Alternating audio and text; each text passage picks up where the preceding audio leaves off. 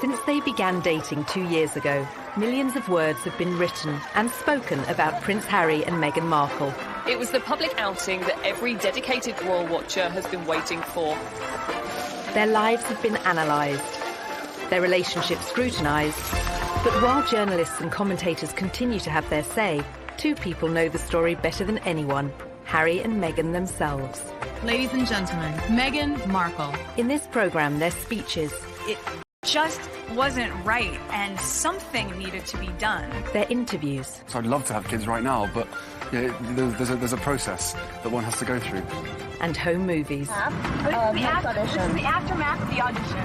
Meghan isn't, your typical type of royal bride. And I am burning up. She had put so much of herself out there. This is what I do at duck throw. All brought together for the first time. At the end of the day, I'm a human being. I'm just a normal person like these guys are. Their lives are an open book. And that means we've painted a very quick picture of them together. This is the story of Harry and Meghan, in their own words. Thank you so much.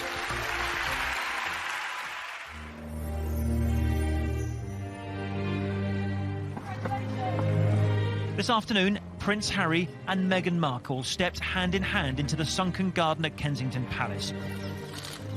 November 27th, 2017, and Harry and Meghan broke the news the world had been waiting for.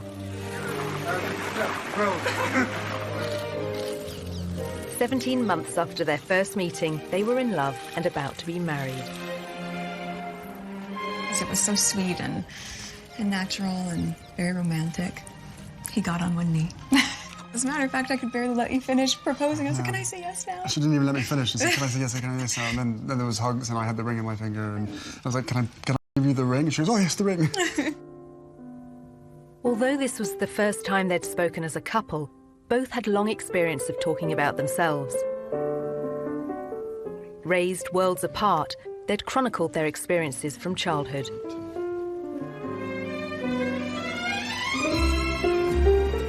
For Meghan, that was spent in Los Angeles, California, where she was born to her white father, Tom, and African-American mother, Doria. It was the late 70s when my parents met. My dad was a lighting director for a soap opera, and my mom was a temp at the studio. I like to think he was drawn to her sweet eyes and her afro, plus their shared love of antiques. Whatever it was, they married and had me. They moved into a house. What it was not, however, was diverse. And there was my mom, caramel in complexion, with her light-skinned baby in tow, being asked where my mother was, since they assumed she was the nanny. Nice, huh? You like the extra details? With both parents working in the Hollywood entertainment industry, Meghan developed an early love of the stage. She would often visit her father as he worked behind the scenes on a long-running TV sitcom. It was considered so risque, some viewers even organised a boycott. There was a show called Married with Children. Do you Seen remember it, that show? yeah, absolutely, yeah. So I grew up on the set of Married with Children every day after school for 10 years. I was there. Wow. I know. It's a very perverse place for a little girl who went to Catholic school, no less, to grow up. There were a lot of times my dad would say, Meg, why don't you go and help with the craft services room over there? This is just a little off-color for your eyes. I wasn't allowed to watch it at home. I could watch the end credits, so I could give the screen a kiss when I saw my dad's name go by. I mean, they seem very close as father-daughter. And, I mean, she was a striking child. She was beautiful. And everyone would comment on how cute she was. But beyond that, and more important than that, was the fact she was just a very nice little girl and very respectful and just really a sweet kid to be around. Meghan's parents divorced when she was still at primary school. She and her mother Doria lived in a relatively comfortable neighbourhood. But LA at that time was riven by racial tensions, and in April 1992, they boiled over. The acquittal of 4 white policemen filmed beating a black motorist sparked nearly a week of ferocious rioting. The city pretty much burned in South Los Angeles. Skies were black, ashes everywhere. You didn't know how far they were going to reach, or you didn't think they were going to stop. It was kind of just like being in another world. The violence claimed 63 lives. 2,000 people were injured and 12,000 arrested. As it spread north towards Meghan's school, the 10-year-old and her mother had to run for shelter.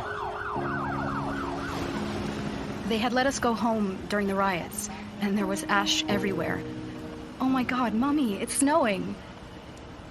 No. Imagine any parent would want to keep their child inside because when your city's burning, when you fear for your life, children shouldn't have to experience that.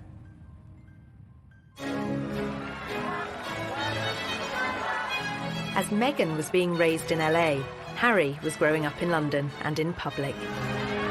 As the youngest son of the world's most famous woman, he was in the media spotlight from day one. When it comes to dealing with the press, Prince Harry has a style all of his own. But despite the constant presence of the cameras, Princess Diana was determined to surround Harry and his older brother William. As part of his privileged upbringing, Harry was sent to Wetherby School in London's Notting Hill, where fees are more than £7,000 per term. At the same time, Meghan, 3 years his senior, was a pupil at Los Angeles' Little Red Schoolhouse. With its strong academic and artistic reputation, it was a favourite for Hollywood families. But some of the city's most deprived areas were just a short drive away. Areas she'd frequently visit along with both her parents. My mom and dad came from little, so they made a choice to give a lot. Buying turkeys for homeless shelters at Thanksgiving, delivering meals to patients in hospice care, donating any spare change in their pockets to those asking for it. This is what I grew up seeing, so that is what I grew up being. A young adult with a social consciousness to do what I could, and to, at the very least, speak up when I knew something was wrong. In character was only just forming, but it would soon propel her onto the national stage. In 1993, the young schoolgirl took on a powerful multinational corporation, taking her complaint all the way to the White House.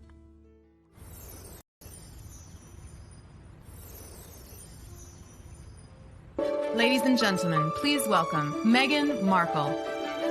As a successful actress, Meghan has used her profile to champion a range of different causes. Well, good evening. That doesn't feel like enough, But her campaigning efforts began long before she found fame. The fact that Meghan is interested in these causes, that's not new. It's not something that she's taken up after a life of celebrity, that she's suddenly found out that she needs to help people. It really started from the very beginning when she was just a little girl. There is a story about how she was very proactive in protesting about an advertisement that she felt was very denigrating to women. The gloves are coming off. Women are fighting greasy pots and pans with Ivory Clear. The tagline said, "Women all over America are fighting greasy pots and pans." 2 boys from my class said, "Yeah, that's where women belong, in the kitchen."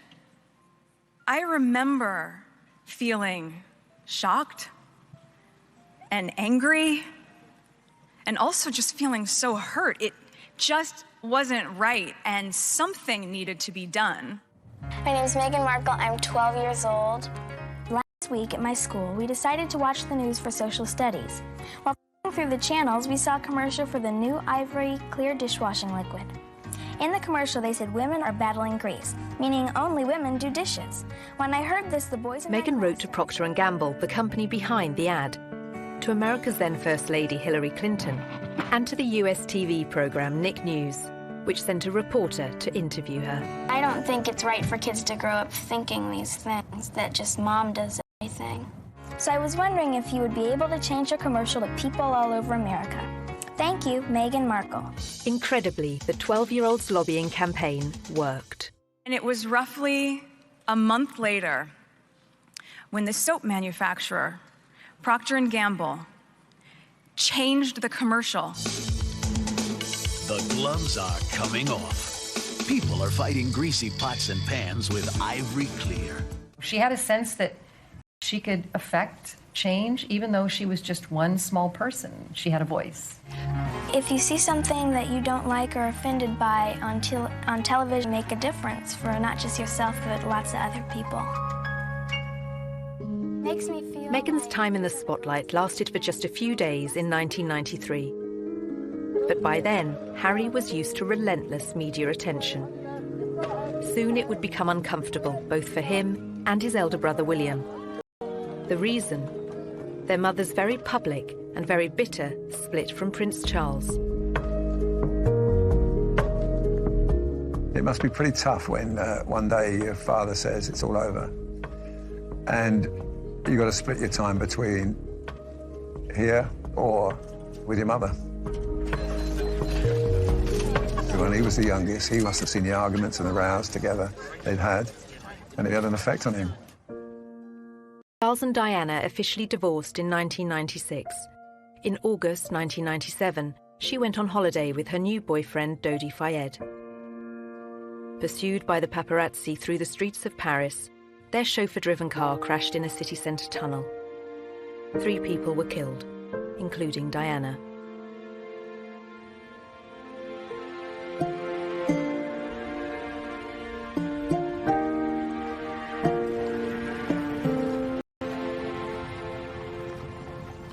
My mother had just died, and I had to walk a long way behind her coffin, surrounded by thousands of people watching me while millions more did on television.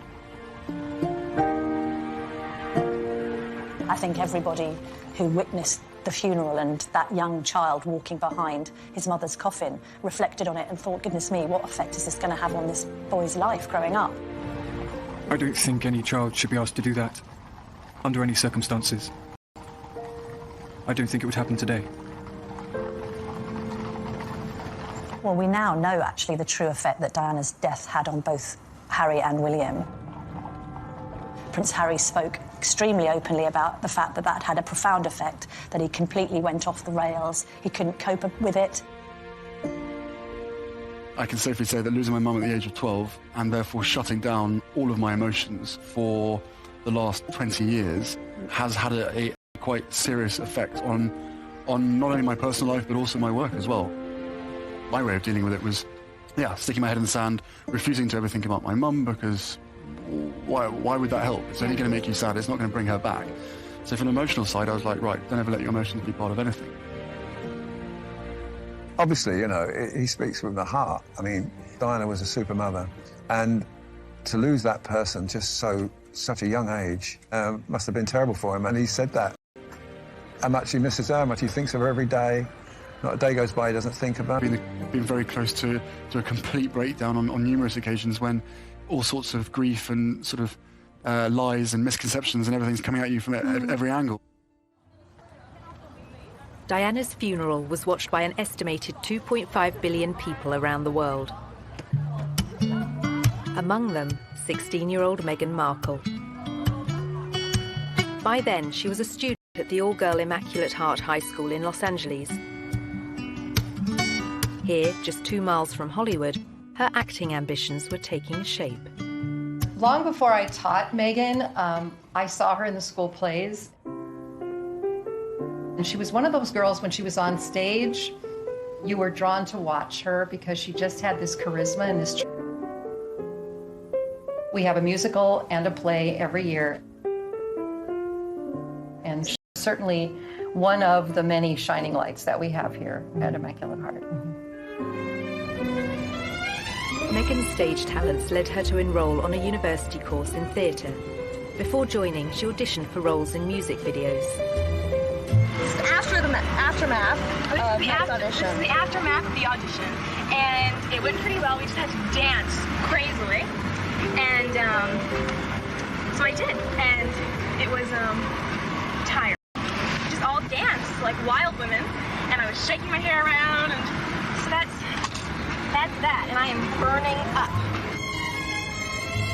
The Los Angeles of 1998 had recovered from the riots of 7 years earlier, but racial prejudice remained.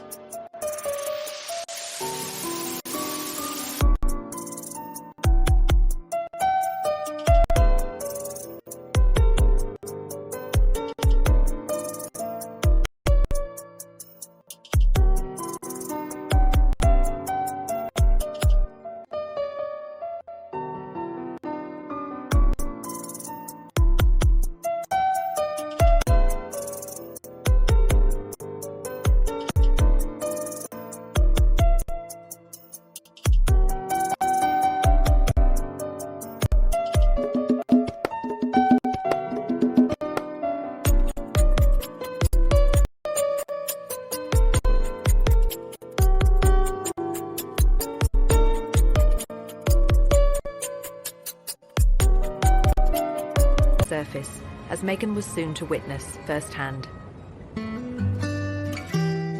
I was home in LA on a college break when my mom was called the N-word. We were leaving a concert and she wasn't pulling out of a parking space quickly enough for another driver. My skin rushed with heat, a whisper of words so hushed they were barely audible. "It's okay, Mommy." I was trying to temper the rage-filled air permeating our small silver Volvo. This is something that has happened for people of color since we've been brought to this country some 400 years ago. It's unfortunate because racism hurts. You know, just to talk about it, it hurts. And kids don't need to hurt. They shouldn't have to. I shared my mom's heartache, but I wanted us to be safe. We drove home in deafening silence. Her chocolate knuckles pale from gripping the wheels so tightly.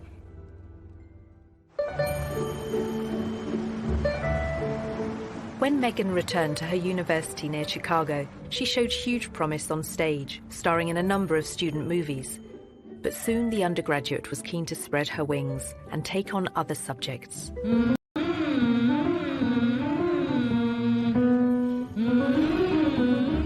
I had always been the theater nerd at Northwestern University. I knew I wanted to do acting, but I hated the idea of being this cliché, a girl from LA who decides to be an actress. I wanted more than that. And I'd always loved politics, so I ended up changing my major completely and double majoring in theater and international relations. As part of her degree, Meghan won an internship at the US Embassy in Argentina. In 2002, the country was in financial crisis. Meghan was sent to greet a top White House official, whose car was then surrounded by placard-waving demonstrators. It was their economic devaluation, and our Secretary of the Treasury at the time was there. So I'm 20 years old, in Buenos Aires, in a motorcade, doing that whole thing. I thought for sure I would still have a career in politics. And then I came back to LA for Christmas, and a friend of mine from college introduced me to this manager. The manager had watched one of Meghan's student films and said he could find her cinema and TV work in return for a 10% cut of her earnings. But, as she was soon to discover, the competition for roles was fierce. A young actor, actress trying to break into the business, it is not easy. My parents had been so supportive, watching me audition, trying to make ends meet, taking all the odds and ends jobs to pay my bills. I was doing calligraphy, and I was a hostess at a restaurant, and all those things that actors do. There's so many people out here who want to get into the entertainment industry. It's difficult. I had a beat-up Ford Explorer Sport that rattled like a steamboat engine in the morning. Audition to audition, just as I was. I mean, you really have to be very self-promoting, and you have to be willing to, knock on doors and be very motivated and have good self-esteem, because you could get eaten alive out here. I would drive to auditions and park at the back of the parking lot, far from the eyes of anyone who could see me unlocking the trunk and crawling into my car through its only feasible entry point. I would play it off, obviously, as though I was looking for something, reaching so deep for something that my car almost sucked me in to get it. Much like my experience in Hollywood, to be honest. Struggling, climbing hurdles, searching for something that I couldn't even see, and just reaching for it. Now in her mid-20s, the most Meghan had to show for her efforts were bit parts in soap operas, TV dramas, and the odd movie. In 2006, she became a briefcase girl on the American version of the quiz show Deal or No Deal, recording up to 7 shows a day. For somebody like Meghan, appearing as essentially an adornment on a game show would not be her ideal job. I'm sure she appreciated the paycheck, but she would have felt creatively unfulfilled. I would put that in the category of things I was doing while I was auditioning to try to make ends meet. I was the ill-fated number, which for some reason no one would ever choose. I would end up standing up there forever in these terribly uncomfortable and inexpensive 5-inch heels, just waiting for someone to pick my number so I could go and sit down. Despite her setbacks and disappointments in Hollywood, Meghan persisted. And in 2011, her big break came in Canada. Success and fame beckoned, as well as marriage.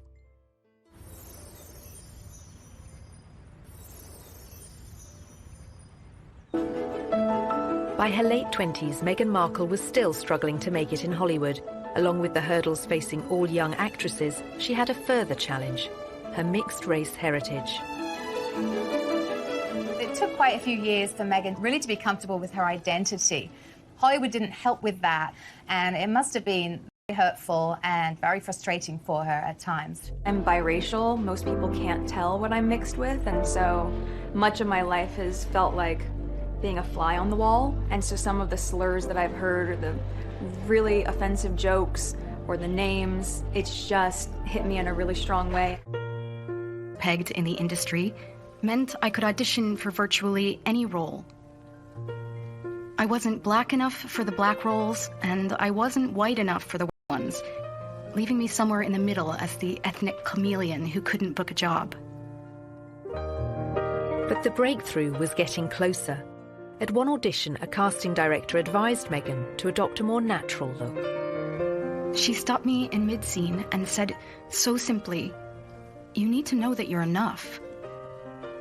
She saw all that self-doubt beaming through the self-tanner and excessive blush. You need to know that you're enough. Less makeup, more Meghan. And that moment for me was a wake-up call.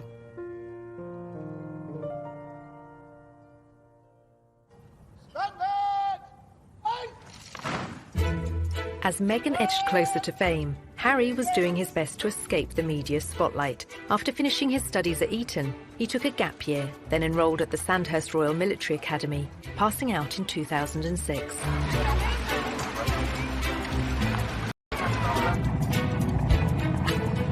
A year later, he served in Afghanistan. This is not a rehearsal. This is war. Prince Harry taking on the Taliban and coming under fire. The army had deployed Harry to the front line in secret. The media were only allowed to report on it as his 20-week tour of duty came to an end. This is what I did, duck throw. At the end of the day, I'm a human being. I'm just a normal person like these guys are. I don't know. It's just nice to be. I wouldn't expect the British public to make much of it. I think they would just turn around and go, "Yep, good on him. Good on the people who got him out there. He's a soldier. So what? Basically, so what? So what if he goes out there? My husband went out there and he died. So what if he goes out there? The general opinion, and hopefully so." He was very good at his job. He was very competent. And he fitted in very well with everyone that he worked with. There was no airs and graces with Harry. He just wanted to be treated the same as everybody else, which he was. He didn't expect any sort of special favours, being the Queen's grandson. Harry's determination to be treated the same as other soldiers won him praise from the media. But newspapers were less impressed by his behaviour when off duty. In 2012, pictures of a semi-naked royal enjoying time off in Las Vegas made the front pages. It was probably a classic example of me probably being too much army and not enough prince. I don't really want to get into details of what I think and what other people think. You know, at the end of the day, I probably let myself down, let my family down, let it expect. Several months after the photos were published, Harry was on a second tour of duty in Afghanistan, this time as a captain and helicopter pilot. Approaching 30, he was making plans for a life post-army and fielding questions about his personal plans for the future. I don't think you can ever be urged to settle down. If you find the right person and everything feels right, then it takes time, especially for myself and my brother. You ain't ever going to find someone who's going to jump into the position that it would hold. Simple as that. By then, Meghan had found a long-term partner, American film and TV producer Trevor Engelson. They dated for 7 years, marrying in 2011. That same year, she auditioned for a new TV legal drama, Suits, set in New York, but about to be filmed in Toronto. It was the 5th pilot I would have filmed. I remember hoping this one would see the light of day. Never would I have imagined that this show would not just change my career, but also change my life. Meghan won the part of Rachel Zane, an ambitious young paralegal. After years of slog, it was her breakthrough role. The show proved to be a success. The USA cable network ordered a second series, and Meghan moved full-time to Canada to be near the studio.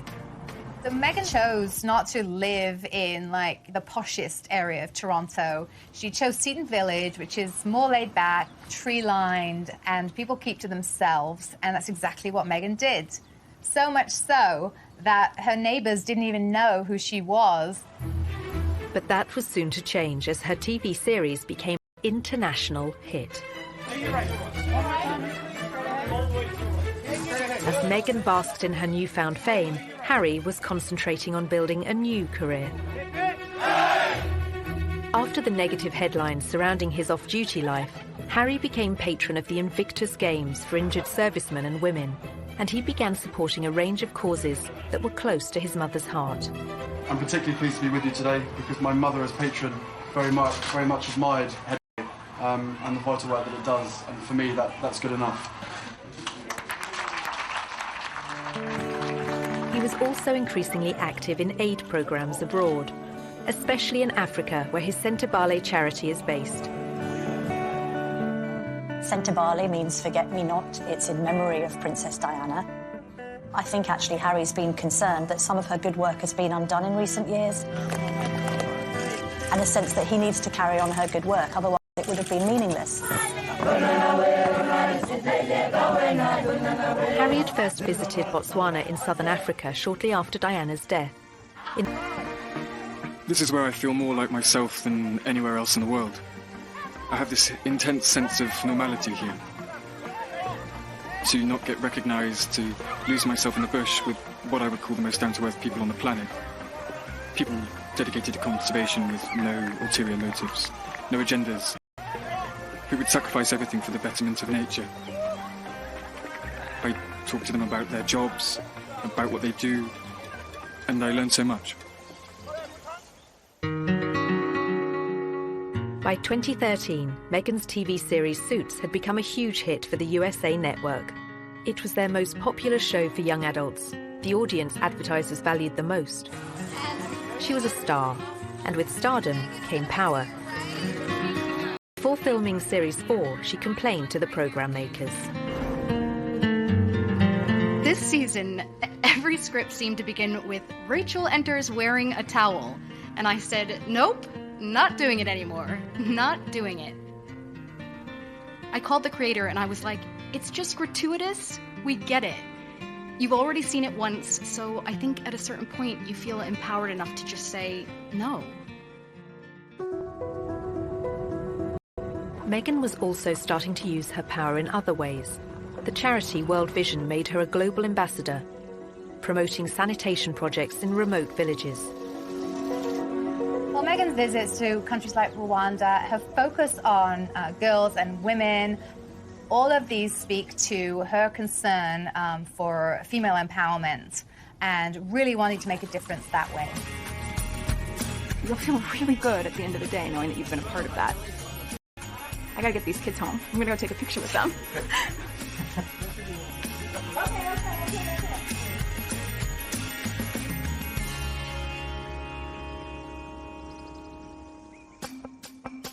palace.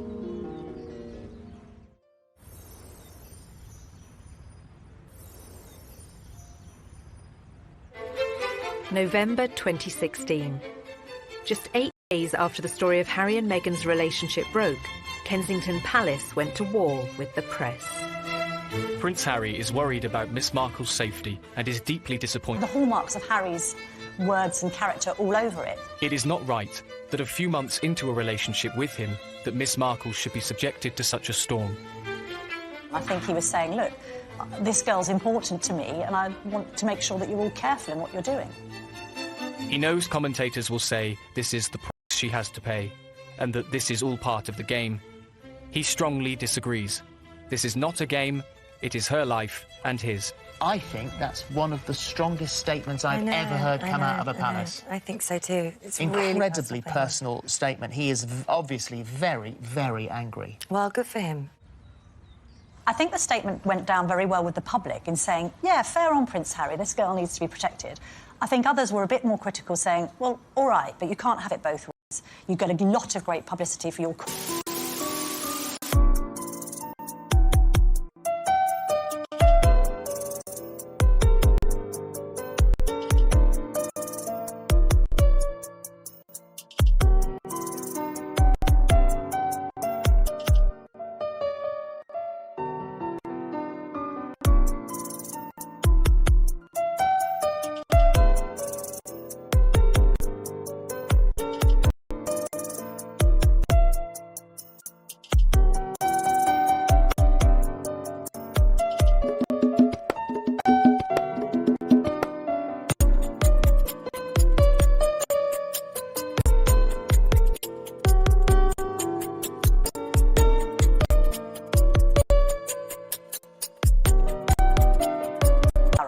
If we want to find out about your private life, we're entitled to.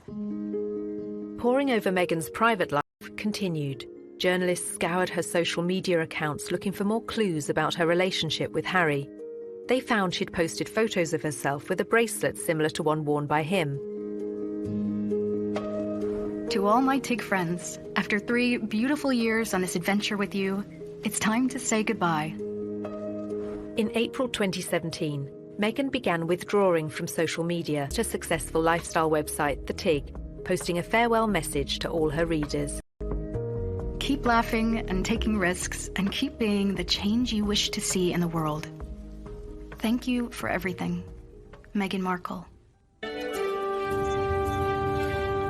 In the early autumn of 2017, the couple was seen in public for the first time. Harry attended the 3rd Invictus Games in Toronto, and Meghan turned up in the crowd. It was the public outing that every dedicated royal watcher has been waiting for. Just 24 hours later, the couple abandoned any effort to keep their feelings for each other private. The setting for this first public date was extraordinary, with no attempts to hide away as they watched the wheelchair tennis at the Invictus Games. It was open to the public. Anybody could go and watch the wheelchair tennis match, although it has to be said, I don't know how many people were actually watching the wheelchair tennis match because a lot of people were watching Harry and Meghan.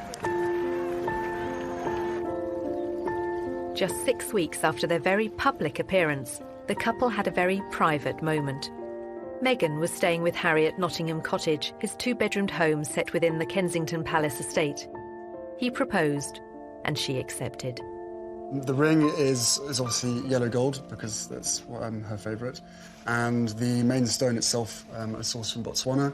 And the little diamonds either side are from my mother's jewellery collection to make sure that she's with us on this crazy journey together. And it's beautiful. And he designed it. It's incredible. yeah. Make sure it stays on that finger. Of course. What do you think your mother would have thought of Meghan or said about Meghan? Oh, they'd be thick as thieves. Without question. I think she would be over the moon, jumping up and down, so excited for me. But then, as I said, would have probably been best friends with Meghan. So no, it is days like today when I really miss having her around and miss being able to share the happy news. But with the ring and with everything else that's going on, I'm sure she's with us. I'm sure she's with us. Jumping up and down somewhere else.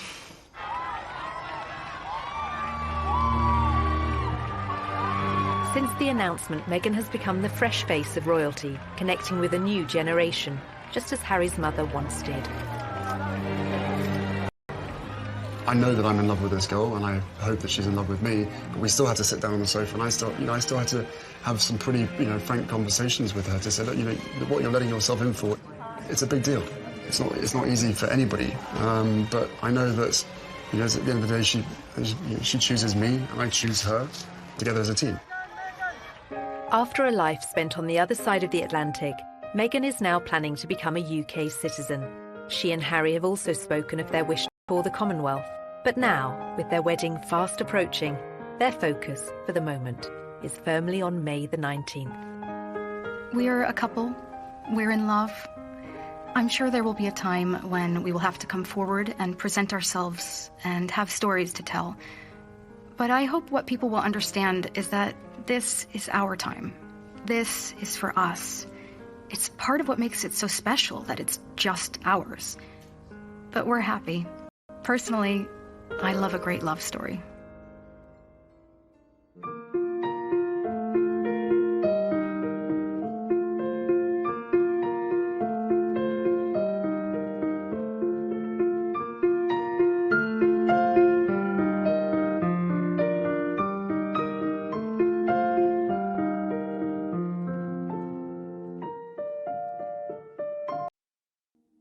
The news the world had been waiting for. 17 months after their first meeting, they were in love and about to be married. It was so sweet and natural and very romantic. He got on one knee. As a matter of fact, I could barely let you finish proposing. I was like, can I say yes now? She didn't even let me finish. She said, can I say yes, can I say yes now? And then there was hugs, and I had the ring in my finger, and I was like, can I give you the ring? And she goes, oh, yes, the ring. Although this was the first time they'd spoken as a couple, both had long experience of talking about themselves. Raised worlds apart, they'd chronicled their experiences from childhood.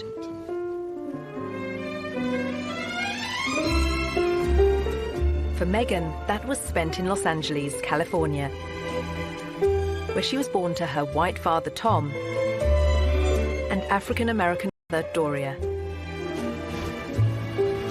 It was the late 70s when my parents met. My dad was a lighting director for a soap opera, and my mom was a temp at the studio. I like to think he was drawn to her sweet eyes and her afro, plus their shared love of antiques. Whatever it was, they married and had me. They moved into a house. What it was not, however, was diverse. And there was my mom, caramel in complexion, with her light skin